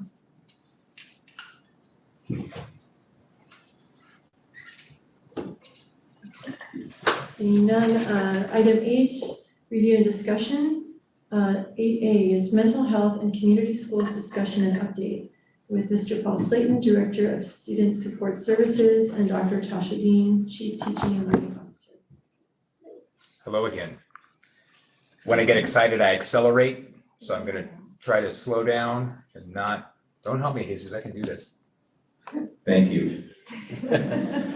So I managed to weave in, unintentionally really, a comment previously about starting in mental health services for students, and the silos were the dominant theory. That was how you focused. And we've blissfully started to move away from that in California. And the two grants we're briefly going to talk about, and the initial work we're going to talk about tonight, is a move towards integrating mental health services in a way that can actually serve the entire student and the student's family. What this looks like for overall in California starts very simply when you don't have mental health services that are appropriate to student need. These are the outcomes. They're documented very well. Not all students who have disruptive behavior, for example, in hallways, have an unaddressed mental health need, but there's a concept called the constellation of indicators, which is just if you have enough indicators, usually there's a cause. And with these indicators for a student, an unaddressed need is usually the cause. That's very broad. That can be housing insecurity. It can be something as simple as sibling group order and how sibling mental health affects your mental health as a student. But student mental health is a primary need for academic success. In middle school, principal world, man, I'm hesitating to say what I'm about to say. We would say middle schoolers would rather look tough than dumb. So if a student can't do the math because they've got an unaddressed need from outside the classroom, a default is being a tough kid, talking back to a teacher, acting out in a way that gets you kicked out of the situation where you don't have to show your deficit and be vulnerable. Now, our teachers correct for that with socio-emotional learning techniques, but what we're talking about now is the system starting, this is making me nervous, Tasha, wouldn't you? Okay. We're talking about the system adjusting to something that's been called no wrong door. Now, no wrong door started in the Medi-Cal world. My children started as foster children, and when they came to us, they had Medi-Cal. And I was talking to my wife about this because when we adopted, then you can put them on your insurance. So navigating Medi-Cal for 2.5 years was the most eye-opening, difficult experience we had, aside from just the emotional stuff with adoption out of trauma. There are so many hurdles that are unintentional, but exist for families that need services and have state support healthcare. You cannot go to any doctor. You go to a doctor on Tuesdays between 1 and 3, and that doctor can't prescribe because they're not covered. And so it turns into hours per week to get a kid that has an ear infection some help. Now, for a family that doesn't have resources as it is, transportation, I texted my wife, I said, what was the drive to the Medi-Cal doctor we found for David? She said it was like 25, 30 minutes. And that was the closest one to where we lived in San Jose. And doing that weekly for a checkup about something that was a chronic illness for a family that's taking the bus is what we would call a hurdle. And the concept of no wrong door, what this came to be was there should be a way to create the services intentionally. So if a family is able to get there, there isn't a door that's the wrong door for what they need. So you get in the DMV, you wait in the line to get your photo ID redone, and they say you're in the wrong line. Got to go back and get in line. This isn't the photo line. No wrong DMV line is the concept behind what we're going to briefly talk about. So no wrong door for us in Sunnyvale looks like this. Currently, what we're doing, we have services. We have a lot of services available for students. Those services, less so in Sunnyvale because from intentionality, aren't totally siloed, but there are still silos of what's available to a student or family, depending on how they approach us for support. Those aren't, again, intentional, they're not malicious, but they're part of a large system. And that's just, we have to admit they're there. Some of the anti-racist work is acknowledging we've created a system and it underserves our highest needs, families and students. We trust families to figure out how to navigate a complex system when the truth is that isn't a fair ask of a family that's already in trauma or crisis or has a student with a mental health need. The goal is integrated, coordinated systems that are at the school. This is tricky, and I know there's hopefully a common thinking for most of you like, uh-oh, We're about to overreach again and get away from academics. So the caution here is, Leah, could you push stop on my phone alarm? Because that's just gonna go, thank you. Awkward. What we're looking is mitigating that families would have to negotiate and navigate in an extreme way. They're still gonna have to do a little bit of work, but what the goal is our California Community Schools grant. A community school is where we're headed in 2 of our schools we're looking at integrating now. And in California, if you can see some of this, the idea is that services are embedded for families, for the target child and the community itself is actually available at the school as much as possible. They say perfect is the enemy of good. We're not going to say that we can provide everything from dental care to getting glasses to learning math, but having enough available at schools where we're preventing families from having to navigate some of the systems available. This graphic, Dr. Dean and I saw in a county presentation on this, and we felt this kind of captured the vision of where we'd like this to be very quickly if we can, because we're creating a lot of new things right now. And this is the time to not create them as silos, but to actually integrate them together. One of the things that's happening now is at Lakewood and Sunnyvale Middle School, and that is 2 wellness centers. Does everybody hear that or just me? It started like a minute ago. Okay, they just pretend it's not happening. We'll be fine. A wellness center at Jesus coming back, something's wrong. No problem. A wellness center, that's better for me, thank you. A wellness center is a place at a school that is intentionally designed for the students to get access to a continuum of services. It has calming centers. It has professionals in place that know how to navigate. Should I be stopping or just keep going? Just keep going. We're gonna, thank you. Professionals in place to help students navigate what's available at the school. Here's what you should picture. 3rd grader blows out in class. It's an unusual blowout. Kid just isn't a kid that typically acts out.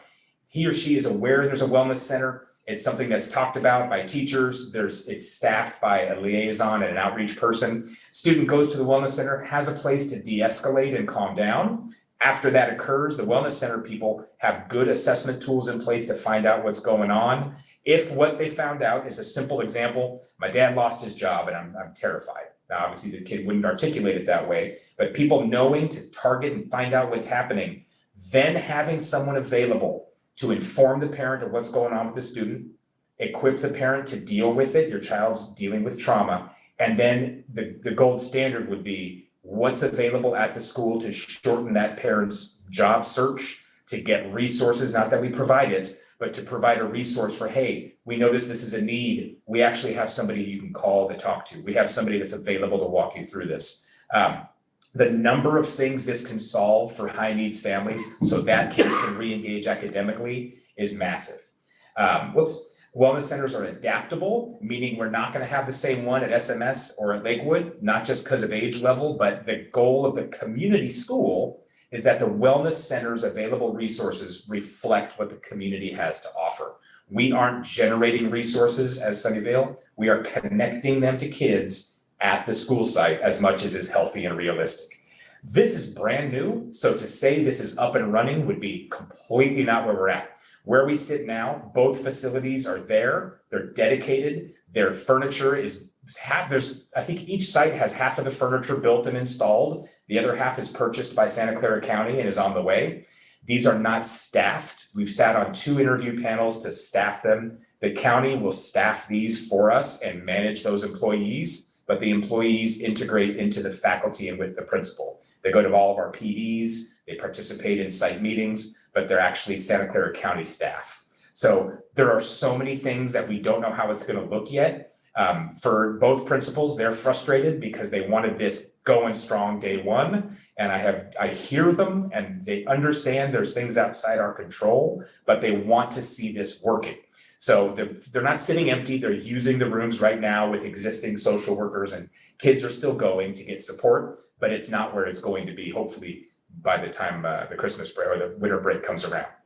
So the last part for wellness centers, these are partnerships with community-based organizations. Dr. Dean and I are already working to look at family engagement with community-based organizations. What is it families need for training and class and educational support?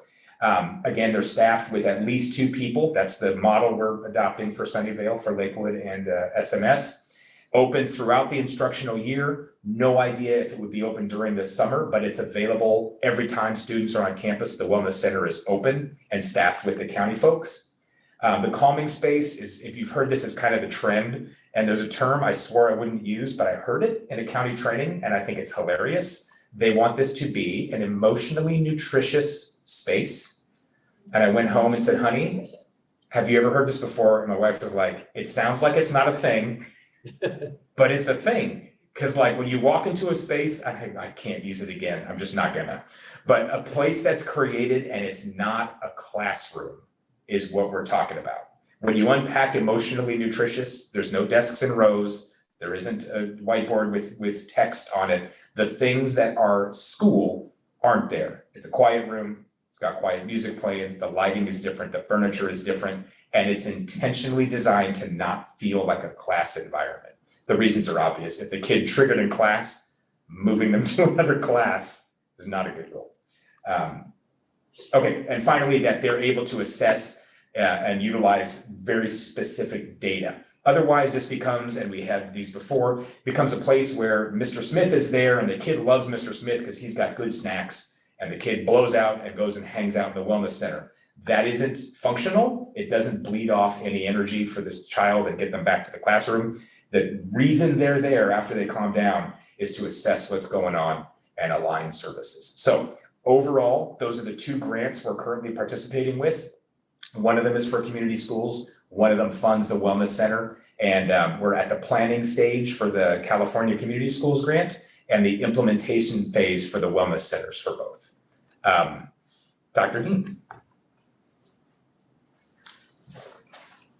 Thanks, Paul. I just wanted to give you a few additional highlights that are coming, and we're excited about it.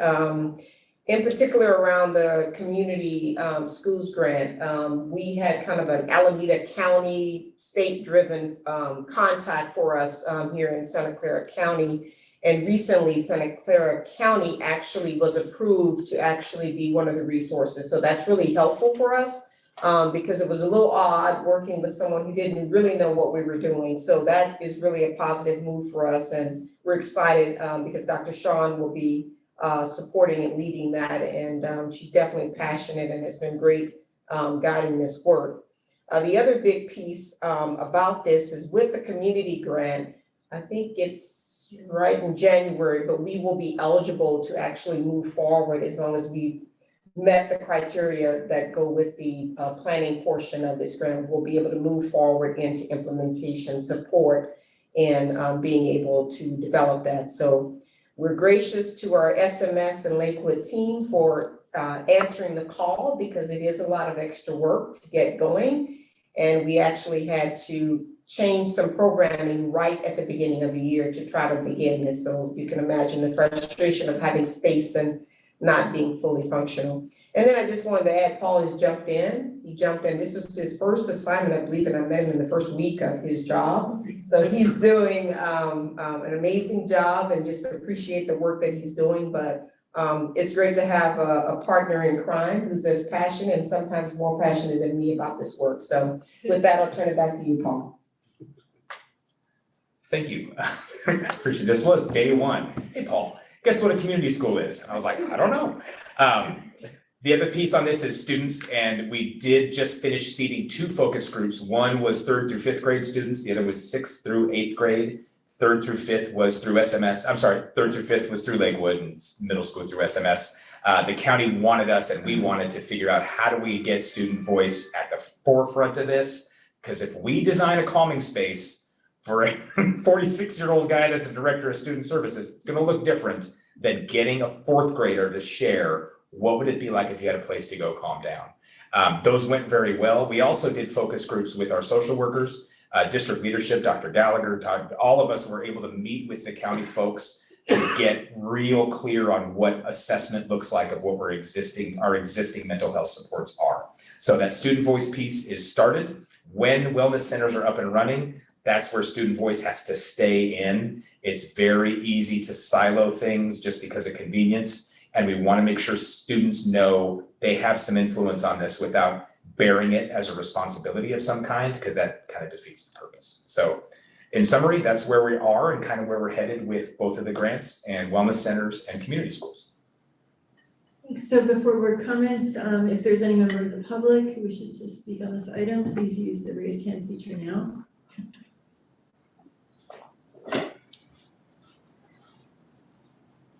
Okay, seeing none, board questions or comments? I was wondering if you could share out anything that came from the student interviews. I'm kind of just curious of anything you could share that popped to mind. I'm very curious as well. The county contract with a company called SRI, who hasn't sent us the summaries yet. We get to review them together and then share with the students what they captured. And there's a kind of a cool validation there. So the students actually see they listened and wrote down what we said. So we're waiting on that. We still have one more focus group to see, and that's caregivers and parents. Yes, I remember we had a shout out about that, the 8th grade focus group at SMS at that fall dinner. So yeah, after that, I was like, ooh, I would have loved to have been in that room and heard these kids, right? So CMS has a wellness classroom. How is it different to what we're gonna put in SMS? Thank you. Yes, good question. We're going to talk about the specific differences between the middle school supports at the November 17th meeting. Briefly, CMS's Strive program serves some of the same function. The Wellness Center at SMS will be able to serve more students, and CMS has an academic focus that doesn't exist in the Wellness Center structure. So SMS has a kind of a correction for that we'll talk about, but there are similar services at both schools. The biggest gap right now, from my perspective, is the longevity. So Strive has been there long enough that it's kind of through its first few versions. The Wellness Center is brand new, so we don't know its capacity yet or how it'll impact student climate.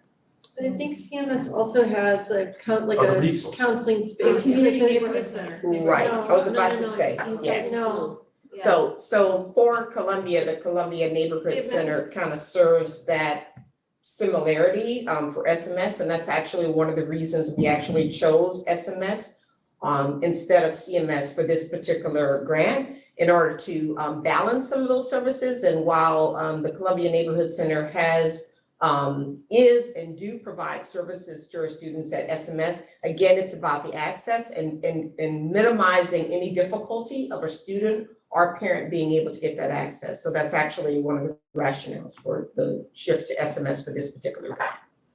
Last year during the tour, and Mike was with me, is similar to Wellness Center. That place that we went, there are the psychologists and they have a calming room. Oh, they have a room right off the office. Yeah, that's the resource, kind of the counseling resource area, but that's more of a hub, but very similar in concept to the mental wellness area that we're trying to create at SMS. Because yes, there's the social workers, the intern, and some of the child support are actually housed in that particular area. So students know where to come to get counseling services. But the primary focus of that area is more so counseling services.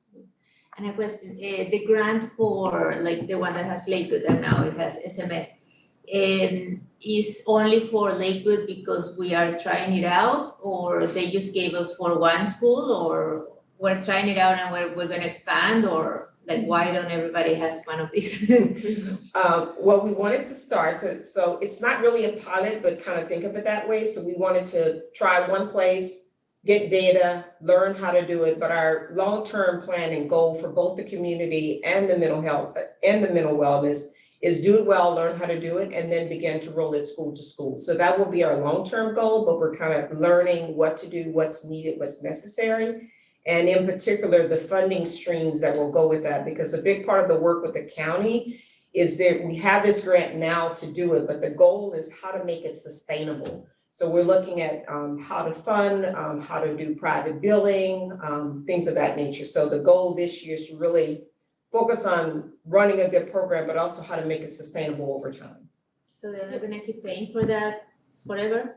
Well, that's the advocacy stream that the County Office of Education co-sponsored with CSBA last year. They're sponsoring a bill, and I don't know that it passed. I don't know where the status is of it, but the idea was, and we had talked to Ro Khanna about trying to take that at the federal level where the Medicare and Medi-Cal could be reimbursable, and like the funding streams from Medi-Cal could be used at a school site. Correct. Because right now they're separate, and like that was a big problem when they were trying to provide mental health services or behavioral health services on school campuses where the kids were. And so like that's something that we could help with as trustees, is we can go advocate for just removing those barriers, those silos, of funding, so that we can serve the kids where they are and the families where they are. And that's a big part of all of this planning and initiative, to let that funding be easier for schools to be able to access and bill for without all the hurdles that typically exist now for private or nonprofits out there that are trying to bill for the Medi-Cal services.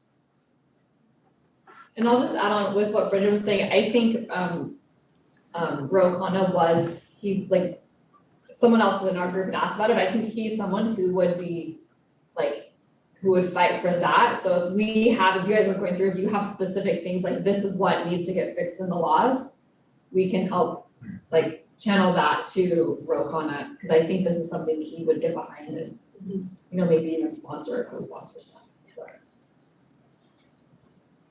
Thank you for all of your work on this. It was amazing, and we're so excited. I'm so excited for both those schools to get the opportunity to start, and for just our district in general to learn from it. So thank you. Okay, we are on to, I didn't put a number. 8B, Coast to Coast Federal Advocacy. Bridget Watson, my name is on this. This is just an opportunity for us to discuss board about the trip we were just talking about, the advocacy trip for Washington DC this year. Hope is to be able to send possibly 3 members from our district, superintendent or someone from the cabinet level person, plus 2 trustees. I'm bringing this up because we've been told by CSBA that it's probably going to sell out. That it's a good idea to register early, plus we would get a discount if we register early. But also because I think the experience last year I felt was very positive, both for me to become a better advocate and a better board member, but also on behalf of all the students. And there was so much of a disconnect at the federal level of what's happening at the districts. And it was just very informative for us to bring back, but also for us to be able to give feedback at the federal level. And the only regret I have about last year is that Mike wasn't with us, or a cabinet person wasn't with us, because I was so jealous of people who had their superintendents with them. I was like, oh, if only Mike were here, this would be great. So That was really good. Yeah, I was like, oh, he's so awesome. So because I think that AXA and CSBA partnership going there together was very powerful for them, especially since CSBA is no longer in the National Association, and California just kind of coming on its own was a powerful statement as a leader in education. So I really hope that we send 2 board members and Mike Gallagher, Dr. Gallagher, that'd be great, or someone he designates, because I think it would just be a benefit to everyone. I am not interested in going this year because I'm interested in handing over a commitment in the spring for a volunteer gig I have that I've had since both my children were in middle school. So I would like to, fully be here during Teacher Appreciation Week at Sunnyvale Middle School to just truly hand that over to someone else. So I would like to be here. It's kind of important that I'm here that week. And also last time we talked about alternating. So, as an idea to just put out there, possibly having, maybe opening it up to Eileen and Nancy before any of us would put our names in, but definitely having alternates. I think Nancy has actually emailed me and said that she would like to come, but all things being equal, we should probably talk about alternates and things like that. We have to have public comment on this, Yes. and then we can talk. So any member of the public would like to comment on this issue, please use the raise hand feature now.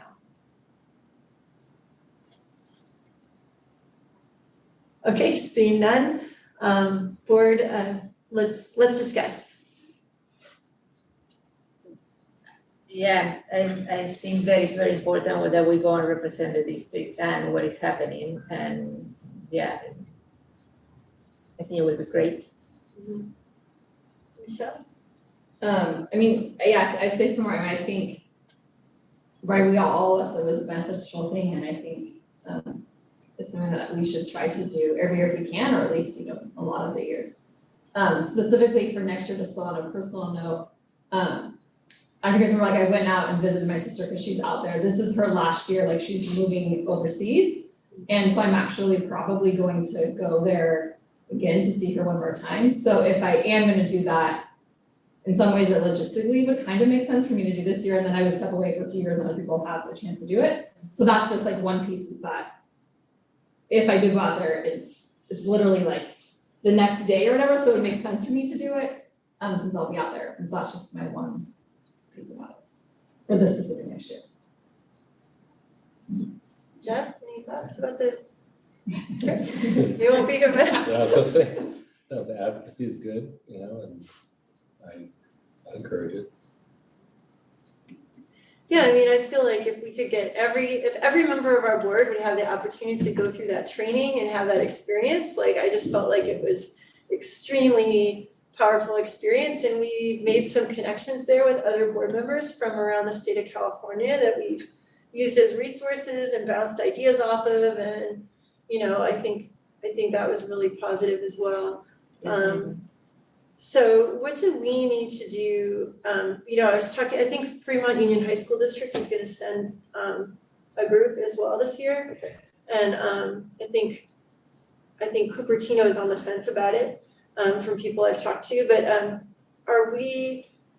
when I was talking to their board president about it, she said that they're actually not approving it as a board, it's just going in under a different way, and I said, well, I think it might be in our bylaws that we have to approve travel this way, like through a board. Yeah, we have to approve Out out of of state state. travel. Out of state travel this way, yeah, so, are we, like, do we need to decide, what do we need to do? I think we need to decide if we can commit to one or two or three people going for sure. And I like your idea of, like, so Nancy indicated an interest in going, Michelle has just indicated an interest in going. If only there was some way to find out if Eileen was interested. Yeah, I wonder. I don't I'm know. interested in going, but I will leave my places for Okay, other people, but I will go if okay, There's so we've got opportunity. 2 board members and I just have to talk to 3 board members. 3. And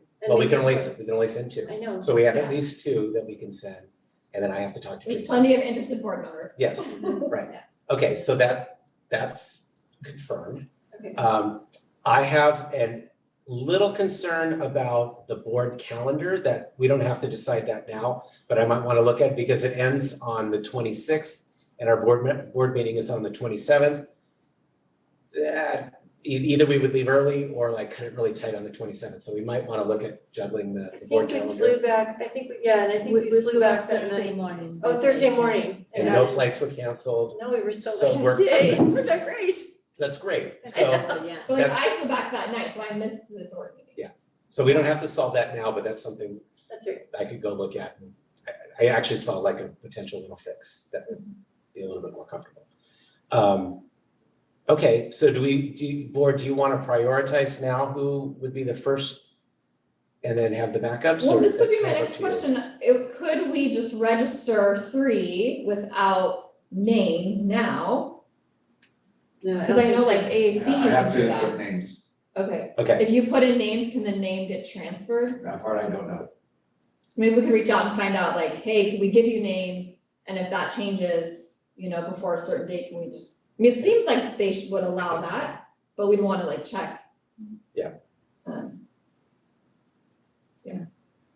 Yeah, so I mean, I think since Nancy expressed interest, I think we should definitely honor that. I think, you know, I think that Eileen would be interested, and she might, the first year as a board member can be a little bit, there's a lot going on, you know, maybe your first year isn't the right year to go. Having a little more time on your belt, I think. would be- Because the first year feels like a fire hose a little bit, and there's a lot, I mean, there's a lot of other events and a lot of other things going on. But it's not to say that that would preclude her from going. Yeah. So, you know, Well, and I think a good first step too is, sorry, I didn't mean to interrupt you, did you? no, Is the state advocacy too, right? It's like, that's usually in March, and I think experiencing that is a good first step, right? Like seeing that, seeing how it works there, and then taking it to the next, like the federal level.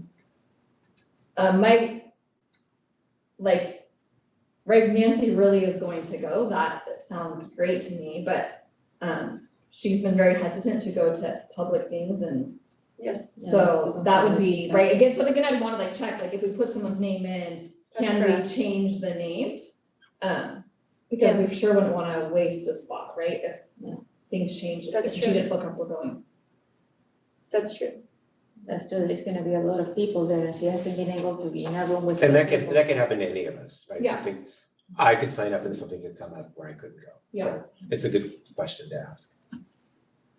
So maybe we could do that investigation in the next couple of weeks and then just put it for a brief discussion on the next agenda. If you think we can wait that long, like I'd like to, my sense is that like you thought Yeah. it was gonna fill out. Yeah, I think it is. And if we gonna fill out. could, if you guys could prioritize names and we could just put them in and then, What if we, approve today that 3 people are going, and then we figure out which one between the week, if she can commit to that one, and then we see who is the other person. she would like her Well- name put in.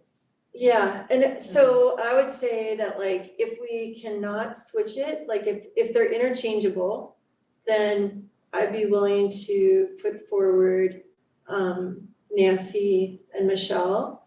But if, that's only if they're interchangeable. If they say, if Nancy can, or Michelle for some reason cannot do it, then we should not, then they should not be. Then if it has to be like, you know, you're going or you lose your spot and maybe you get a refund or something, but you can't switch it out with someone else. I have a sense that it's really more like they're trying to do the counting, and it's really us as board members, like approving it for our board, you know? Okay. So if it's something where they won't commit, then I would rather put in Isabel and Michelle. That's what I would propose. And, I will. But I if will names are let you go super today. easily interchangeable, then we Okay. put Nancy's to start with. And then I would put Isabel as the alternate for, Is that the consensus of the, is that okay with everyone? okay. Okay. So Jesus, you know what to do? Okay. Okay. Great, okay, so now we're on to 8C. Thank you, everybody. So, I have lots of stuff on. 8C is board meeting calendar, Dr. Gallagher. Okay, so this item is about the last meeting of the year. There was a request to change it from June 15th to June 22nd. There is no concern with staff about that change. In fact, it's better for staff to give us another week to get everything ready. But we just, before we made that change, we wanted to check with the board to make sure you're all available, because the whole point of this was that one member was going to not be available on the 15th. Did you happen to check with our future board member about the date? Did you happen to telepathically check? No, I didn't, No. but we have public comment on this item. Great, yeah, so if there's a public comment about extending this, because the issue is that a lot of times board members don't want, am I correct? A lot of Right. times board members are like, I'm sorry, my summer starts now. And, I'm happy to come back a week or so after school, but not 2 weeks after school is out because people have places to go and things to do. So that's the general issue, right? We're talking about moving that last board meeting of the year to June 22nd. Right. Instead of the 15th. For any members of the public who'd be interested. Okay, any thoughts? Well, you have to get public comment before we get to discuss. I wasn't- Yeah, public I comment, wasn't any kidding. public comment on this item? Sorry, can you clarify? So it's going to, sorry. So on the calendar, it's currently scheduled for June, wrong days, June 15th. Okay, And this is a discussion about moving the June 15th to June 22nd. About going back in time, because it's listed here at 2022. My little dig, just all. So the question is, are you available June 22nd? I think so. Because unless you have already purchased, let's say somebody has bought international tickets or already planned a vacation and that's the only time they're going, like that's what we're just kind of wondering. There it is, right. So any public comment on this? Yeah, that's a- I think she gave her unofficial. Okay, comment. Board, is that okay with you guys? Do you have anything? I don't know, I don't drive that far away, but Okay, And just so you guys know that, so that's for me, I have, and I don't know if I told all you guys, so that young woman camp that I've helped with many summers, I am now in charge completely of that, so I cannot leave it early. And now 100 girls' lives are on my shoulders for that week up in the Sierras. Anyway, so I just wouldn't be able to do the 15th. So the 22nd works for everyone, and then when Mike said it's better to stop, I'm like, hey, then if it works for everyone, that's great. okay, so it sounds like you just bring that on consent. Right, we can bring it back. to Sounds consent. great. Okay, excellent. Okay, item 9 is consent agenda. Any item on the consent agenda is subject to review and discussion prior to being approved by the board. If necessary, any items may be removed for separate action. The public may address the board regarding items on the consent agenda item. If there's any member of the public who would like to speak on the consent agenda, please use the raise hand feature now.